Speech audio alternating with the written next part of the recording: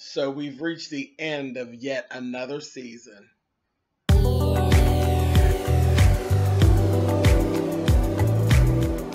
I'm like, come on through, Cookie. I want to put my soapbox. That's basically it.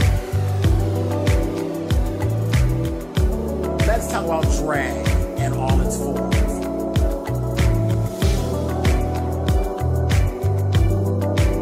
What, Cookie?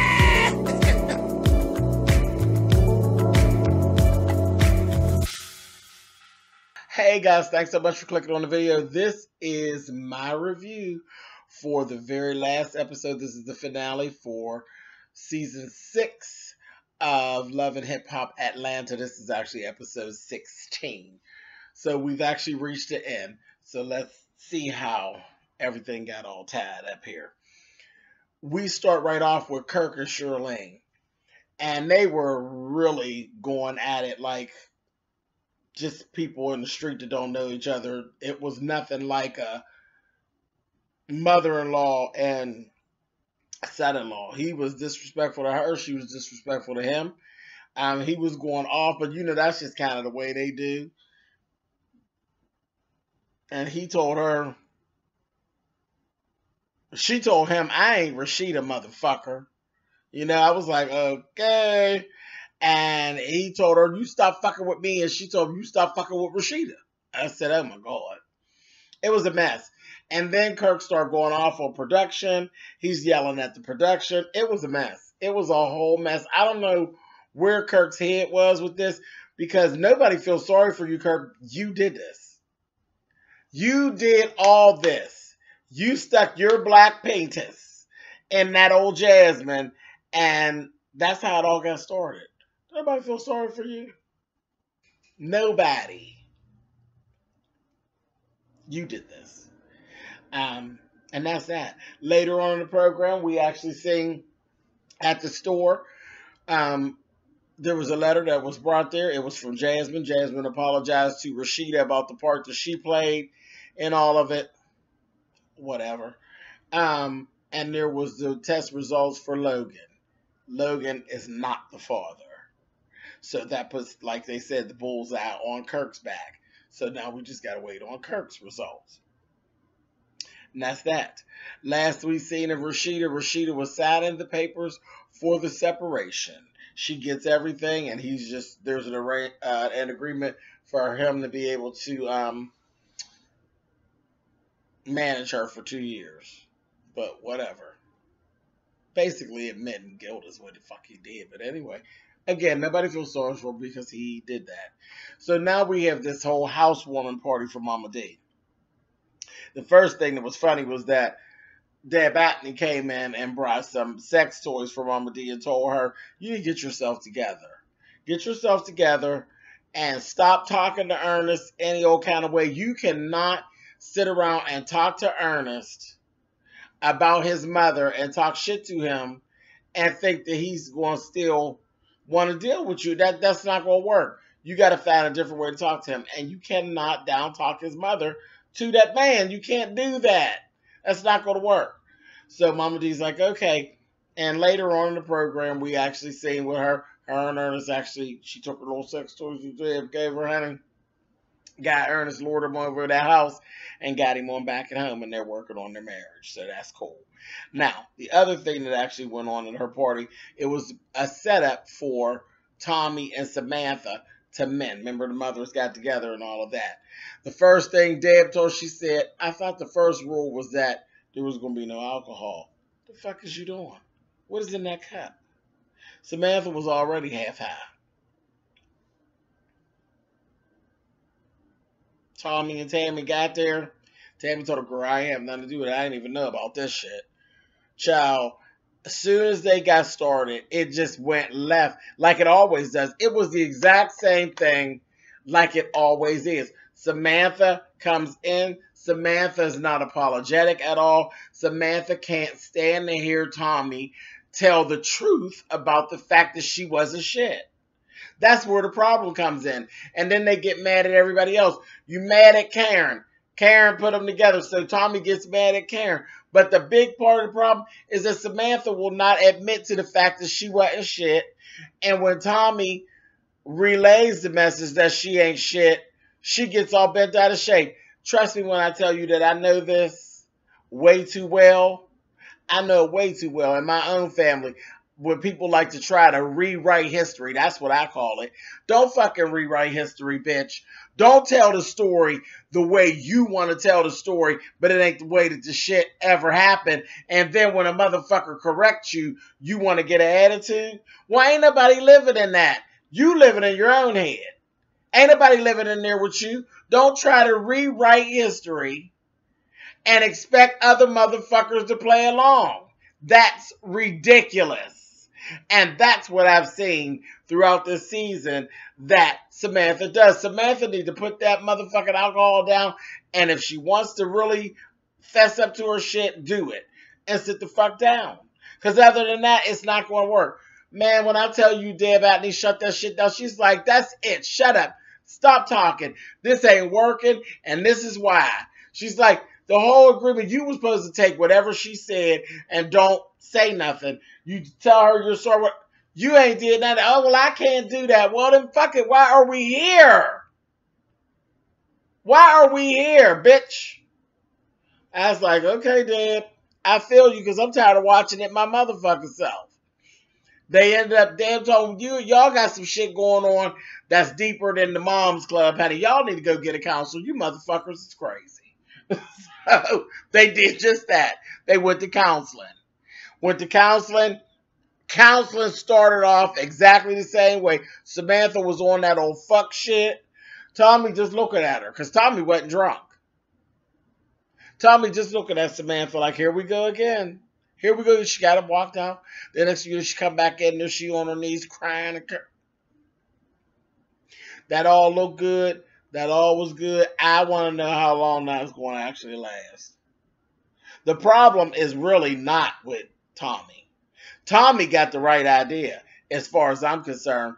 The whole thing of searching to try to have a relationship with Samantha, fuck that shit. Tommy got the right idea when she said, I ain't looking for no relationship. I just want to be cordial with you, bitch. But I don't want no relationship with you. Trust me, Tommy. You right. You right. You right. And it, again, because of personal experience, I've seen it. You cannot mend fences with a bitch that's going to tell you that it was a blue fence when you know good and well, and that bitch know that it was a red fence. Tommy had the right idea. And it's not ideal for a mother and daughter to not really have a relationship, but guess what? You can't always have a relationship with everybody. All humans do not get along. They do not occupy the same space well sometimes, and sometimes they happen to be related. It just is what it is. We're animals, just like the rest of them. Just like the rest of the animals. All animals do not get along. Okay? Moving on. I don't even know what this scene with Lovely Mimi was even all about. Lovely Mimi's at her shop. She had her new shop. Treasure and Mariah come down saying that they want to kind of mend fences with Lovely Mimi because they seen the error in their ways and this, that, and the other. Well, when they got there, Lovely Mimi accepted them in. They were getting pedicures and manicures and things. But then Lovely Mimi was telling them, y'all are thoughts, y'all are hoes, y'all got hoish ways. You know, it was, they were in there to kind of tell her, you know, we seen the error in our ways and stuff. And Lovely Mimi was just real disrespectful. She was disrespectful and saying any old thing to them and talking to them any old kind of way. And of course, you know, that shit just got out of hand and they was ready to attack her. And I was like, I just didn't even understand the whole point. Why they felt the need to apologize to her anyway. I didn't get it. If there was an apology that was needed, it was actually from Mariah to Sierra. I don't even know why they thought that Lovely Mimi deserved an apology. And the way she was talking to them, not that you know, that they're not good either. But who the fuck is Lovely Mimi to sit and talk down to them? Bitch, you ain't perfect either.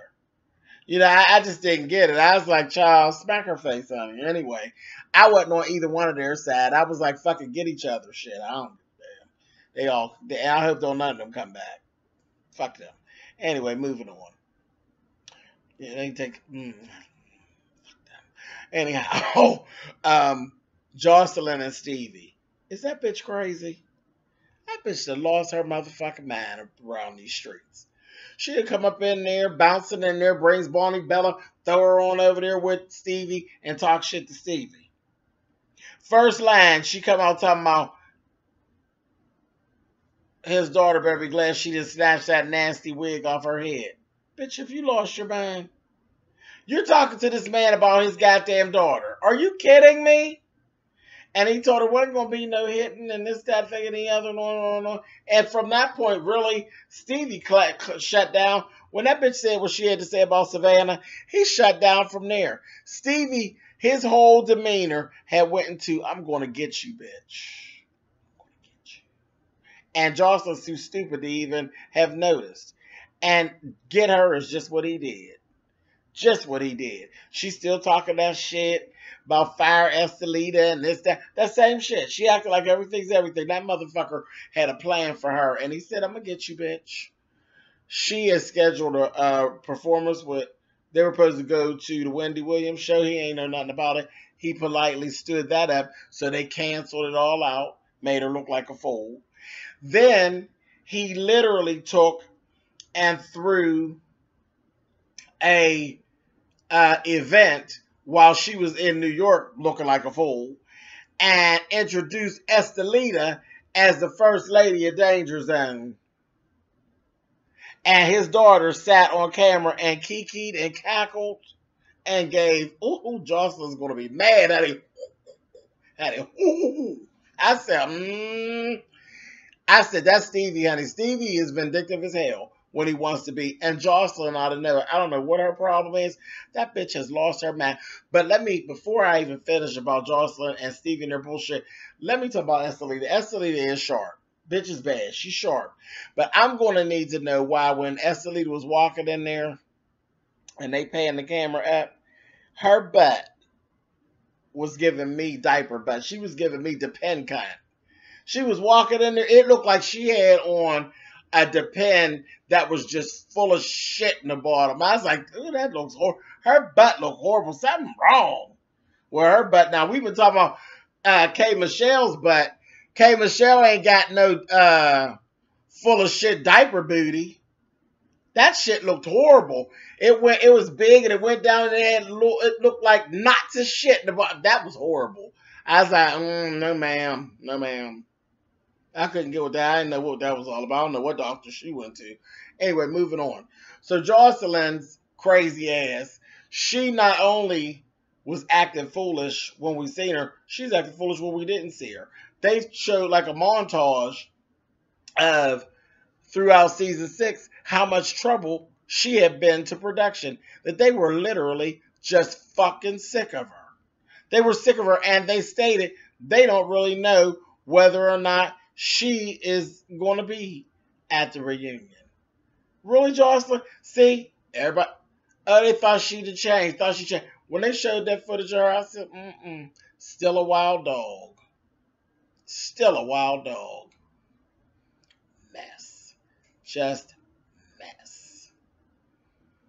And that's basically about it. I'm trying to think, was there anybody that I skipped that I cared anything about how their story ended up?